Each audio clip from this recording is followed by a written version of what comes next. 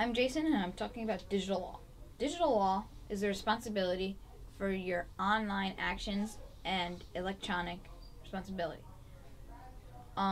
If you are online and you copy and take someone else's music, that can result in serious punishment.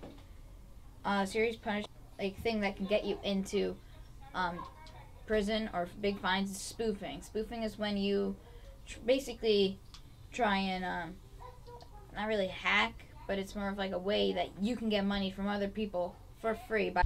Spoofing is another way for getting money online, which can also result in prison or very big fines. Spoofing is when you ask someone for like their financial stuff, like over the phone, online, and like you would say something bad that happened, like someone's been in a car accident and they need like $250,000 or something.